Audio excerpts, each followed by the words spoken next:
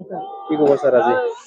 আজি খুব ভাল লাগিছে কাৰণ মই নিজে জেএছপি দল ত্যাগ কৰি আজি 2 মাহ 3 মাহ ধৰি ভোট বহিলোঁ আৰু সেই সিদ্ধান্তত আমাৰ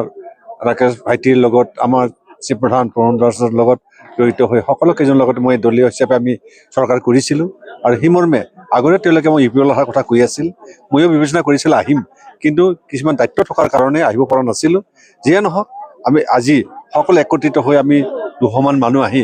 যোগদান কৰিলোঁ ইউ পি এলত যোগদান কৰিলোঁ আৰু যোগদান কৰি ভাল লাগিছে আগন্তুক যে এম এল এ ইলেকশ্যন আমি কেনেকৈ আগবাঢ়িব লাগে পলিচি কৰি যেন যিমান দাম কেণ্ডিডেট দিয়া হয় সকলোকে জিতাই নিয়াৰ কাৰণে এটা প্ৰস্তুতি কৰিম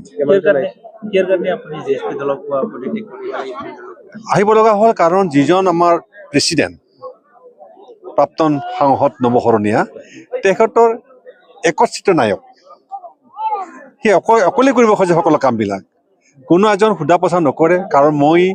তাৰে ভাইচ প্ৰেচিডেণ্ট আছিলোঁ এই বছৰ vice president plus chief patron আছিলোঁ যিকোনো কৰ্মক্ষেত্ৰ কৰিলে বা মিটিং কৰিলে বা কথা পাতিলে সি একত্ৰিতভাৱে নিজে কামবিলাক কৰি লয় একতাবদ্ধ কৰে কোনোপধ্যে তেখেতে কাকো জানিব নিদিয়ে আৰু সি বহুদিন ধৰি তাৰমানে এইবাৰ ইলেকশ্যনত যে আমাৰ এনেকুৱা হ'ব লগা হ'ল তেওঁ বি পি এলৰ এলায়েঞ্চ আছে এলায়েঞ্চ এটা পাৰি লাষ্ট পৰ্যন্ত তেওঁৰ কোনো এলায়েঞ্চ নাথাকিলে সেই মৰ্মে তেওঁ মানুহক ধোকা দি আছিলে বিশ্বাসঘাতকতা কৰি আছিলে সেইকাৰণে তেখেতক খুব বেয়া পাইছে আৰু সকলো আমাৰ দিহাবাসী ৰাইজে খুব বেয়া পাইছে সেই সংক্ৰান্ত দিহাবাসী ৰাইজৰ হেঁচাত মই আকৌ মই ইউ পি এললৈকে আহিলোঁ মোৰ নিজৰ ব্যক্তিগত হিচাপে মই ইউ পি এলত থাকি বহুতদিন ভাল কাম কৰিছিলোঁ তেওঁলোকে লাগ লাগি মই দিহিৰাবাসীৰ কাৰণে বহুত কাম কৰিছিলোঁ সেই মৰ্মে আগন্তুক আকৌ যে সেই কাম কৰা সুবিধা লোৱা বা সুবিধা কৰি সকলো ৰাইজক একত্ৰিত কৰি আমি আনি আগবাঢ়িবৰ কাৰণে চেষ্টা এটা কৰি আছোঁ কেইজন আহিলে? আজি আমি 200 জনৰ ওপৰত আহিছোঁ জিএছপি দল